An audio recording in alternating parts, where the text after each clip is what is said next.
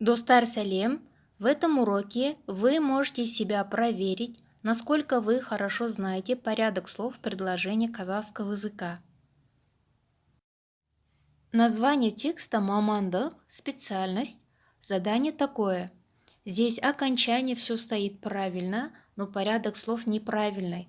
Вам нужно выстроить правильный порядок слов. Я не писала именно в этом первом предложении, я не стала писать на русском языке, в последующих предложениях будет на русском языке, так как здесь очень легко, вы можете сами составить, правильно выстроить предложение. Можете остановить видео, подумать. Правильно будет менің досым бар, оның аты Арман, ол бизнесмен. Следующее предложение на русском языке это звучит так. Его фабрика производит бумажные пакеты. Как мы это скажем на казахском правильно? Думаем. Его фабрика производит бумажные пакеты. Оның фабрикасы қағаз пакет шығарады. Оның фабрикасы қағаз пакет шығарады.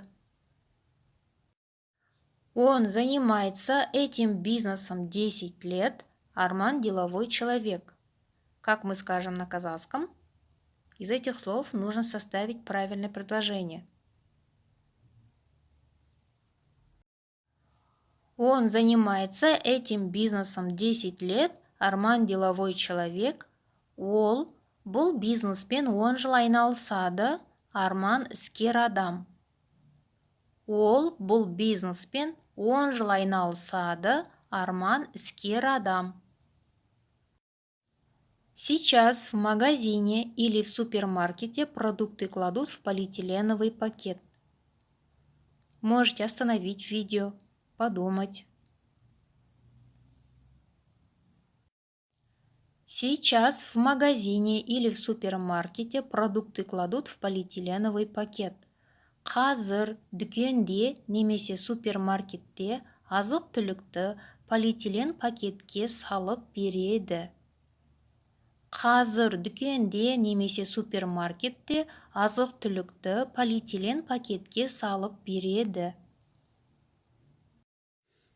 Целлофановые пакеты наносят вред экологии. Целлофановые пакеты наносят вред экологии. Целлофан пакет экологияға зиянды. Целлофан пакет экологияға зиянды. Поэтому необходимо производить пакеты из бумаги.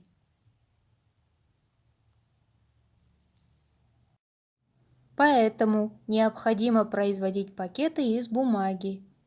Сондықтан қағаздан пакет жасау керек. Сондықтан қағаздан пакет жасау керек. Такие пакеты называются крафт-пакетами. Такие пакеты называются крафт-пакетами. Мұндай пакетті крафт-пакет деп атайды. Мұндай пакетті крафт-пакет деп атайды. Они не наносят вреда экологии. Они не наносят вреда экологии. Оның экологияға зияны жоқ. Оның экологияға зияны жоқ. Это очень хороший бизнес. Это очень хороший бизнес. Бұл өте жақсы бизнес. Бұл өте жақсы бизнес. Достар, надеюсь, вы хорошо справились с этим заданием. Я желаю вам удачи в изучении казахского языка. Подписывайтесь на мой канал, чтобы я дальше для вас могла снимать уроки. Келесі сабақта кездескенше сау болыңыздар.